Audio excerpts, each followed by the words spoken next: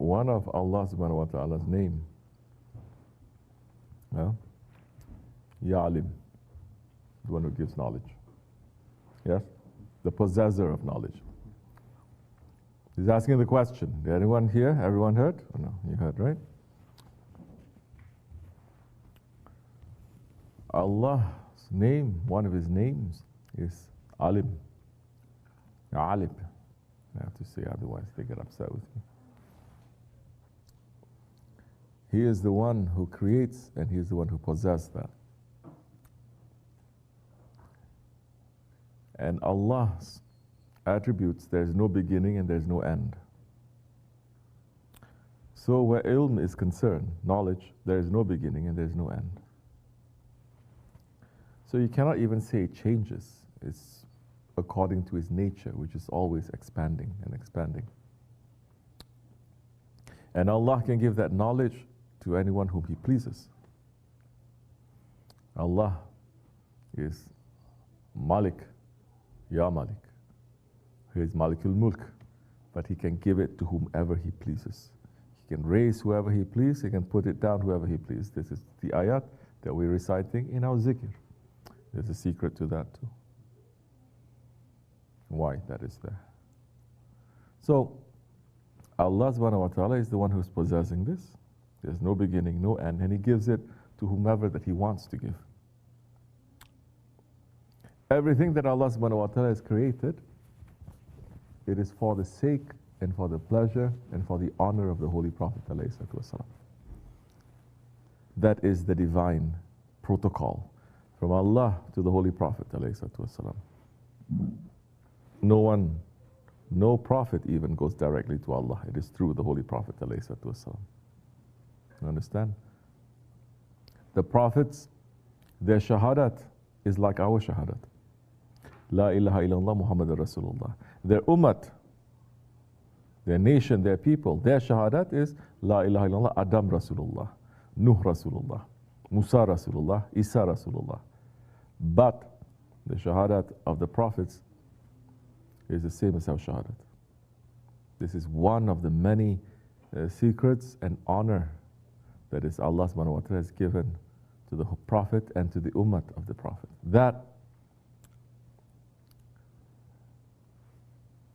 when the prophets, they saw the honor that Allah was going to give to his ummah, to his nation, to his people, us, until Judgment Day, everyone living, those prophets, they were willing to give up their prophethood. We don't know what honor we are having, but we need those ones, our sheikhs, to remind us, yes, that's there. So when you are young, it is according to your capacity.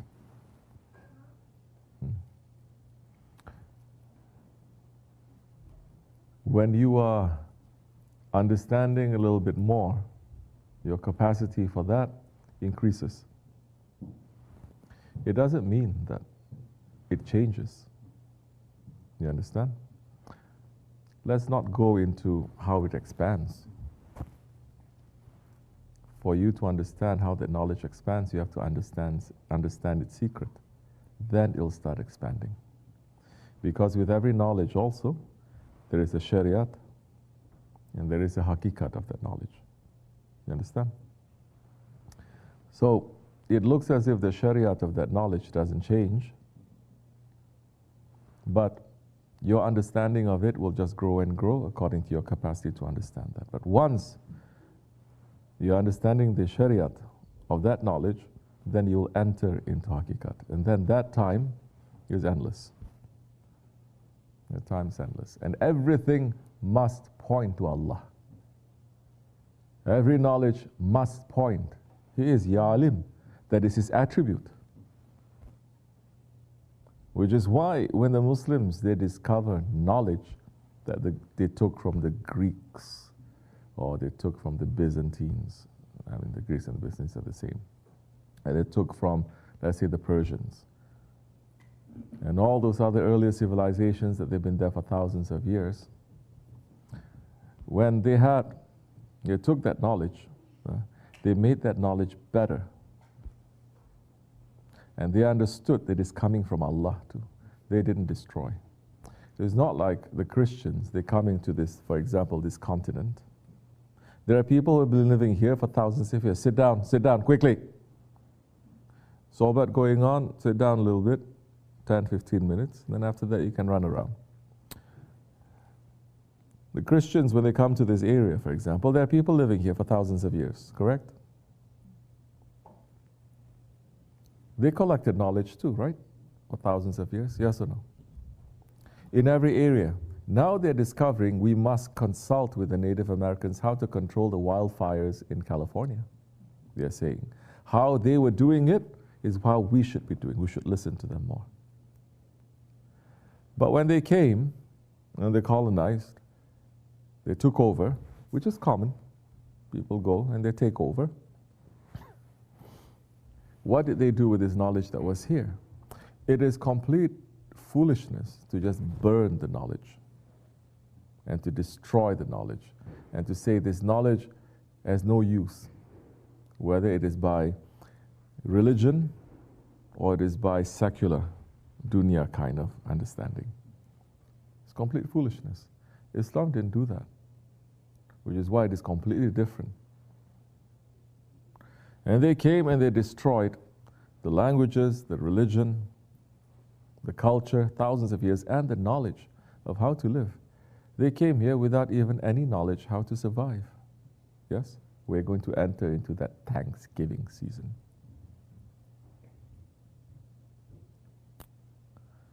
Something very sick going on with people who are like that, sick in the head, you understand?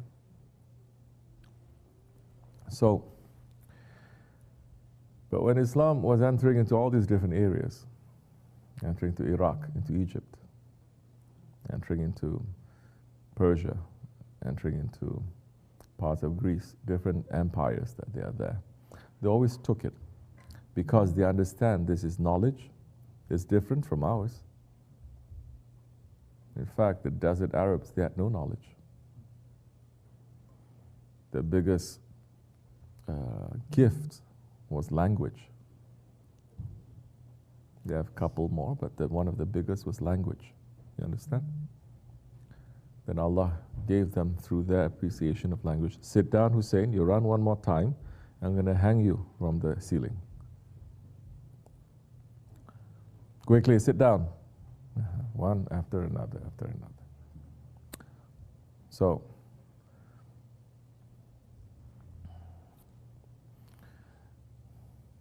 when they took all these knowledges and understanding that this knowledge, it is teaching them something about this world. This world is created by who? By Allah. And they say it is different from us, but this is knowledge. And we don't know this knowledge. But we're looking, this knowledge made them to grow like this, to grow like this, to grow like this. Put aside religion, you understand? We're talking about knowledge. They're not worshipping Allah, but they have this high knowledge. It is stupidity to say, we must destroy this. Wahhabis, they're doing that. But not Muslims. Because they say everything is coming from Allah. So now, they have to say, La ilaha illallah. Where is the ilah that is in the knowledge? They have to say La too. Whatever is illallah in that knowledge, they have to retain and they have to make it better. And they made it better, and they made it better, and they made it better. They didn't just take and copy.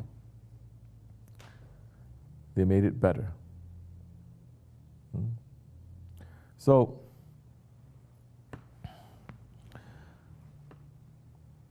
what we are going to do with the knowledge that we get. One of the things that Shaykh Effendi is saying, don't learn too much these days, which so many people, they have problems with that. But Shaykh Maulana is saying that.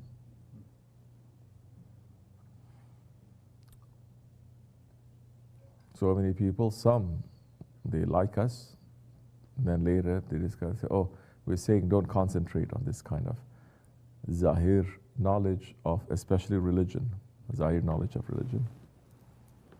Don't go trying to become alim. Don't try to become. Know enough that is going to, people are, In order to live in America and to know the rules of America, you don't need to be a Supreme Court judge.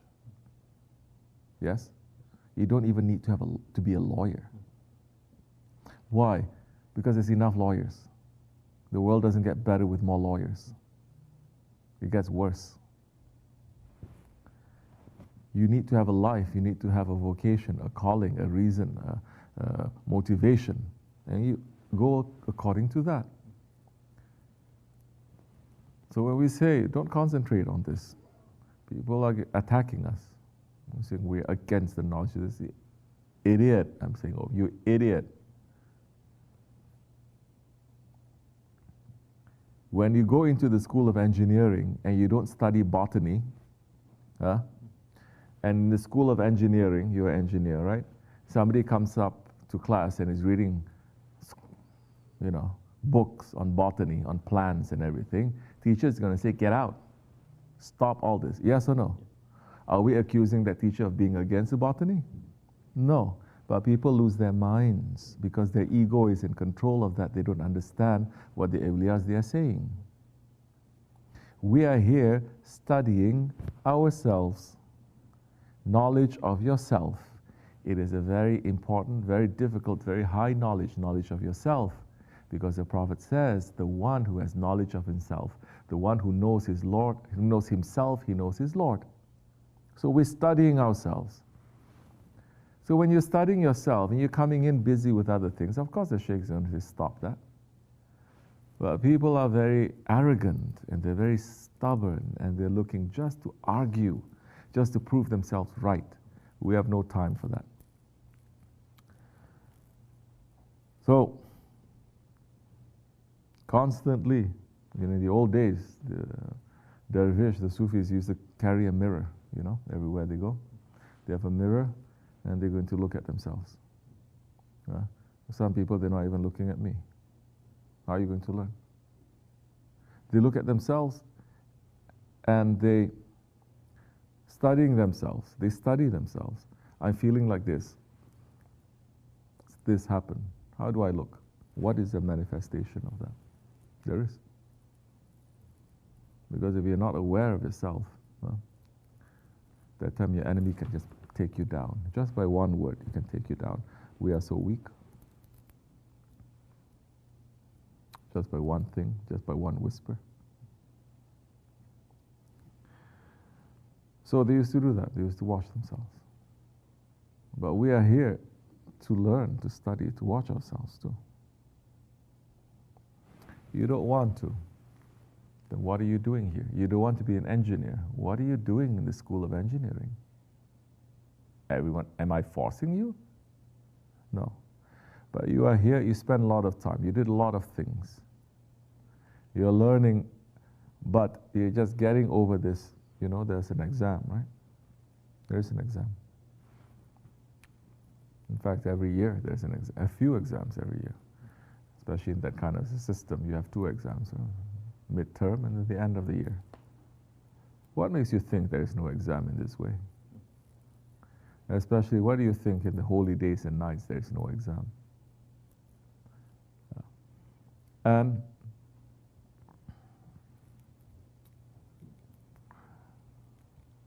what we have to do when our ego is going crazy, when we understand what it is, go against it. Don't listen to it. Go against it. That time, you'll win. If you listen to it, then you're going to lose. Don't. Oh, we're making it very easy. I squeeze people a little bit here and there on holy days and nights. They already get very spoiled and get very upset with me. What is this? It used to happen every single holy day and night when Shaykh Effendi was around.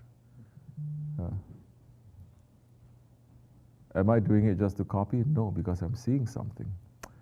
And when in these kinds of situations, if something like that happens, like that, it is my duty to say, and the others are not only watching you, they're watching me too. You understand? So, we need to learn.